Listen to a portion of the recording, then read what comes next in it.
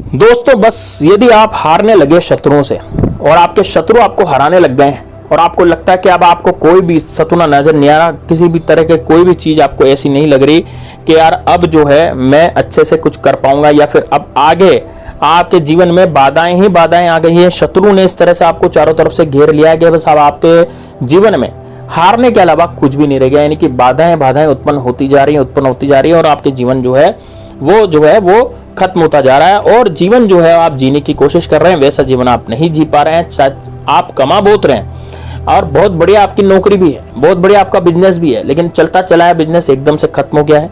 अच्छी खासी नौकरी चल रही है लेकिन बॉस एकदम से आपको डांटने लग गया है ना। बॉस जो है वो आपको नौकरी पर सैलरी देने में हिचकिचा रहा है, या फिर आपको वहां से निकालने की कोशिश कर रहा है, या फिर नौकरी पर जो आपके साथी हैं वो आपको निकालने की कोशिश कर रहे हैं, वो आपसे गलत व्यवहार कर रहे हैं, दुर्व्यवहार कर रहे हैं। तो दोस्तों ये उपाय सिर्फ और सिर्फ आपके लिए होने जा रहा है, इसलिए वीडियो को अंत तक लास्ट तक जरूर देखना। साथ ही में दोस्तों कमेंट बॉक्स में हर हर महादेव जरूर लिखना।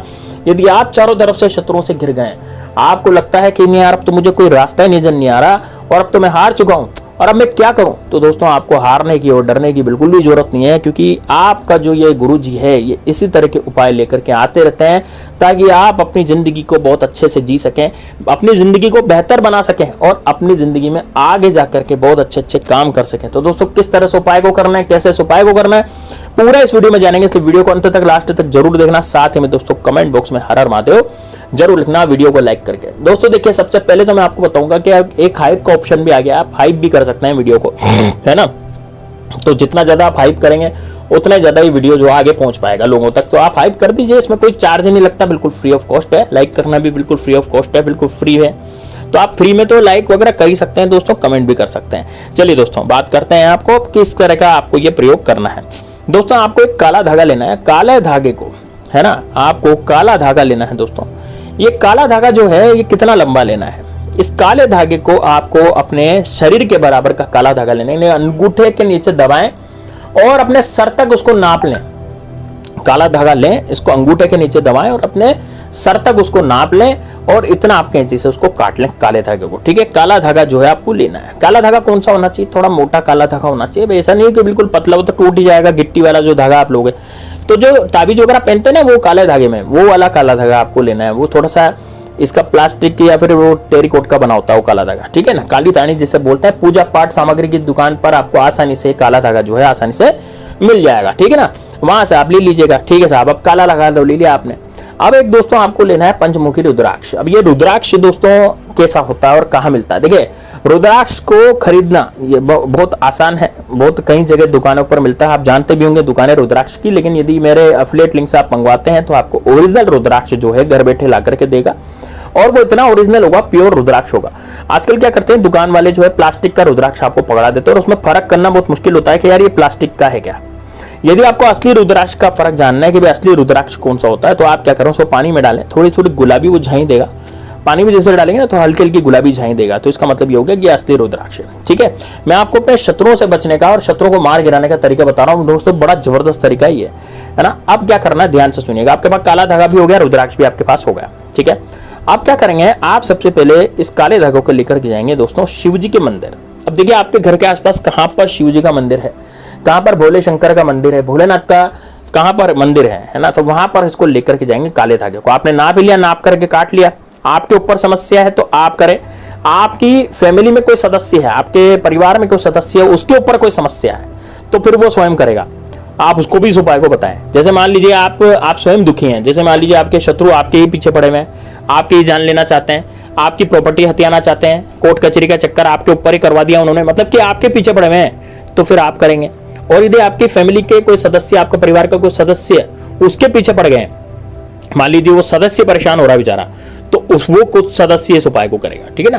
तो अब उपाय करने का तरीका ध्यान से सुनिएगा। काले धागा लेकर के आप वहां जाएंगे, रुद्राक्ष नहीं ले जाना, रुद्राक्ष घर पे रखना है, ठीक है। काला धागा लेकर के जाए, काला धागा लेकर के भगवान भोलेनाथ के चारों तरफ आपको ये लपेट लेना है, ठीक है। अब कब करना है इस उपाय को, इस उपाय को सोमवार के दिन कर सकते हैं दोस्तों, है ना, सोमवार के दिन भी कर सकते हैं और आप चाहें तो शनिवार या मंगलवार के दिन भी इसको आसानी से कर सकते हैं, ठीक है ना।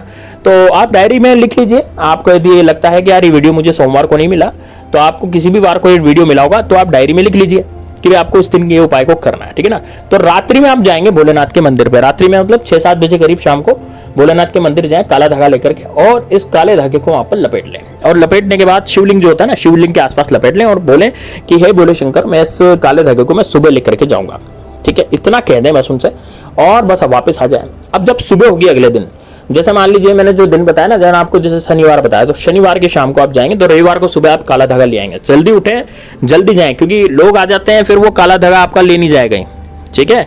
तो इस बात का ध्यान रखना है ना। तो सुबह जल्दी चल जाए, मंदिर खुलते हैं, मंदिर खुलते चले जाएं, वहां से आप काला धागा ले आए, भगवान भोले शंकर को जल जरूर चढ़ाएं, भगवान भोले शंकर को जल चढ़ाएं 1 लोटा, और बोले कि हे भोले शंकर, मैं रात को इसको आपके यहाँ चरणों में रख करके गया था, अब मैं इसको ले जा रहा हूँ। ये सिद्ध हो जाएगा दोस्तों मेरा धागा, ठीक है ना। अब क्या करना है, ध्यान से सुनिएगा। अब इस काले धागों को घर पे लाना है, और घर पे लाने के बाद दोस्तों इसमें पिरो देना है रुद्राक्ष। जो रुद्राक्ष आपके घर पे पड़ा था उसको पिरो देना है। अब दोस्तों इस रुद्राक्ष को पिरोने के बाद इसको गंगा जल में स्नान करवाना है। यानी कि आपके घर में यदि गंगा जल नहीं है, वैसा तो मिलता है, अभी पूजा पाठ वाले की दुकान पर आपको गंगा जल आसानी से मिल जाएगा, आप उससे मांगेंगे ना तो वो दे देगा। लेकिन यदि गंगा जल ही बिल्कुल ही नहीं है आपके घर में, तो फिर आप क्या करेंगे, आप जो है वो जो पानी होता है अपनी परंडी का मटकी का पानी जो होता है, उससे आप इसको स्नान करवाएंगे अच्छे पानी से। स्नान करवाने के बाद इस पर चंदन का टीका लगाएंगे रुद्राक्ष पर, और चंदन का टीका लगाने के बाद दोस्तों अब इसको आपको क्या करना है, इसको आपको रखना है पूजा पाठ, मतलब जहां पर आप पूजा पाठ करते हैं, जो भी आपके इष्ट देवता वगैरह हैं, वहां पर आप इसको रख दें, और एक देसी घी का दिया जलाएं। ठीक, एक देसी घी का दिया जलाने के बाद आप इसकी पूजा अर्चना कर ही लिया आपने, चंदन वगैरह लगा करके देसी घी का दिया जला दिया, हाथ जोड़ लें, ये भोले शंकर का प्रतीक हो जाता है। रुद्राक्ष जो होता है वो भगवान भोले शंकर का प्रतीक होता है।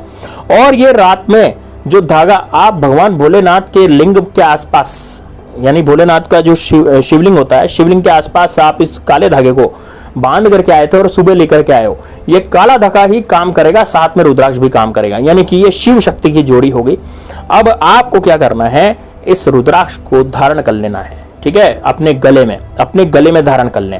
यदि कोई आपके परिवार का सदस्य परेशान हो जाता है शत्रु शक्ति के कारण, तो वो स्वयं ये प्रोसेस करेगा, ये प्रक्रिया पूरी अपनाएगा, है ना, उसको स्वयं को करना है, आपको नहीं करना उसके बिहाफ पे। आप यदि वो अक्षम है चलने फिरने में, या फिर कोई ऐसा विक्षिप्त व्यक्ति है, तब फिर आप उसके बिहाफ पे कर सकते हैं। लेकिन यदि वो चल सकता है, फिर सकता है, वो खुद अपना काम कर सकता है, तो फिर आपको ही ये स्वयं उपाय करना पड़ेगा, है ना। दोस्तों इसको आप गले में धारण कर लें और गले में धारणे रहने दीजिए। आपके जितने भी शत्रु हैं, जो भी शत्रु आपको परेशान कर रहे हैं, जो भी शत्रु आपको दुख दे रहे हैं, जो भी शत्रु आपको चारों तरफ से घेरे बैठे हैं, चारों तरफ से परेशान करने की सोच रहे हैं, तो दोस्तों वो सारे के सारे शत्रु जो हैं आपके पूरी तरह से निस्तनाबूद हो जाते हैं। यानी कि शत्रु इस लायक नहीं बचते कि आप पर कुछ किया कराया करा सके, और यदि किया कराया कराने की कोशिश करते भी हैं तो दोस्तों वो शत्रु अपनी मुंह की खाते हैं। तो दोस्तों वो आपको उपाय निश्चित रूप से समझ में आया होगा। नहीं समझ में आया तो कमेंट बॉक्स में आप पूछ भी सकते हैं कि गुरुजी इस उपाय में क्या समस्या है, तो इस तरह से आप पूछ भी सकते हैं। और यदि आपको उपाय समझ में आ गया है तो दोस्तों कमेंट बॉक्स में हर हर महादेव जरूर लिख दें। साथ ही में दोस्तों वीडियो को लाइक करके ज्यादा से ज्यादा शेयर करें। लाइक करने में, हर हर महादेव लिखने में बिल्कुल भी कंजूसी न करें। भगवान श्री राम के भक्त तो जय श्री राम, जय बागेश्वर धाम सरकार जरूर लिखें। तो दोस्तों बड़ा जबरदस्त, बड़ा शानदार उपाय मैंने आपको बताया है। चलिए दोस्तों मिलते हैं नेक्स्ट वीडियो में, तब तक के लिए जय श्री राम, जय बागेश्वर धाम सरकार, हर हर